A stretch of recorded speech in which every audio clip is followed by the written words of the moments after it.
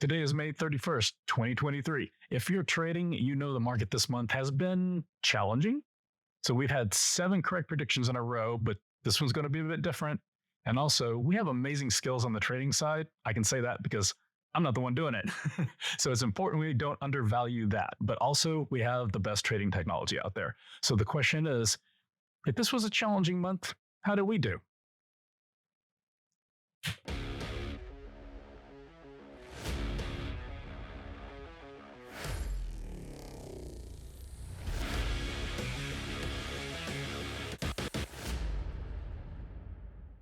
Hey, everybody. So I am here with Lee Duffy, as always, over in the UK.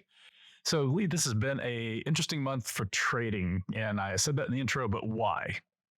It's been a difficult month for everybody. There's been an enormous amount of short interest trying to drive the markets down. They've been having to deal with all this shenanigans around the debt ceiling, which is a high impact, high stress type of environment for markets, because if it doesn't work, it's really such a big deal. So in a nutshell, we've seen a lot of strange movements on markets that we wouldn't expect. Correlations have fallen down.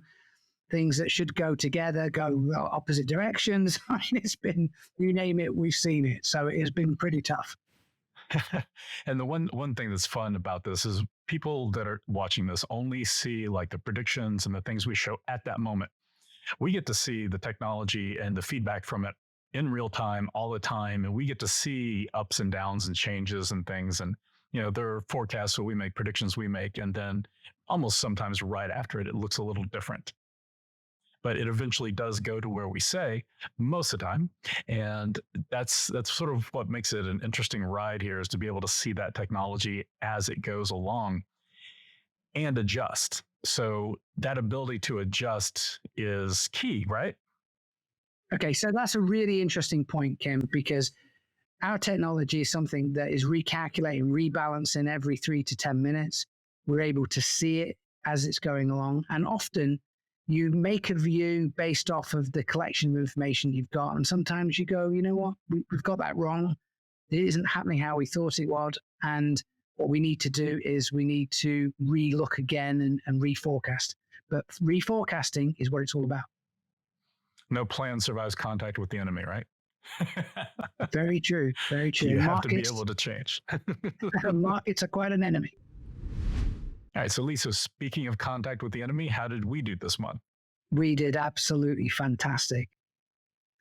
Given the things I've just said, we came in at 7.1% banked profit gross, which, given the circumstances, is really, really a great month. And I doubt there's many institutions would be anywhere close to that for a month. Yes. 10% a year in a lot of places is great, or certain types of funds. The thing is, I want to say is, if you're a trader and you're trading and you had a rough time this month, or things are hard, or you haven't gotten these results, this is the time to take notice. We are trying to level the playing field a bit out there, and we've got the tools to do it. So time to take a look at it. The results like that in a month that was pretty rough seas, and we did very well. The question is, how did our prediction from last week go? So Lee, you said we were net long? Yes, so on Euro, we were net long, and we've had a few bits of fancy footwork to do. The prediction we gave last week was that Euro would eventually bottom out and carry on going up, no lower than 1.073. And it just fell through that. I mean, it just cratered. I mean, it went down 100 pips. So finally, it's happened, right? Been waiting for this moment. So this is the part that I really actually have wanted to happen for a long time, because it's real. We're not going to be right every time. And as I said earlier, this is a game of you're constantly changing your positions and everything. The predictions that we do each week are a reason to come back and watch it. Come back next week, watch the video, see if we were right. That's not how you trade. Now, we were wrong, but as a trader, what would you have done in this case?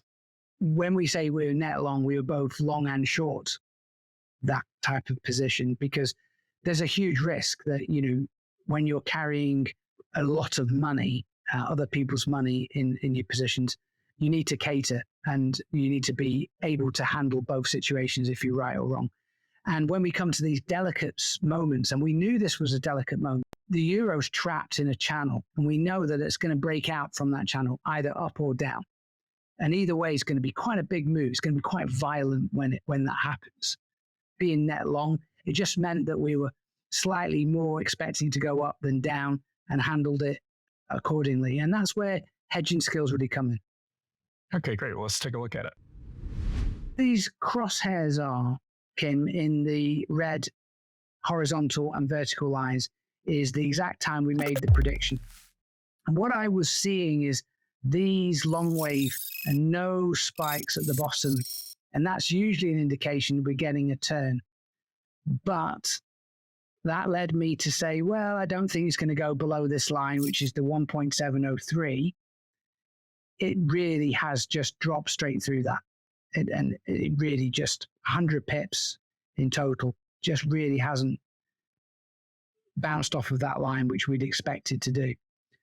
So where does that leave us now for a forecast?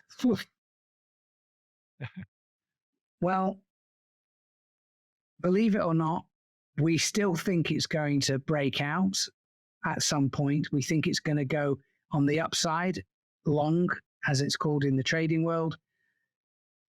It shouldn't really go below this line, which is 1.05882.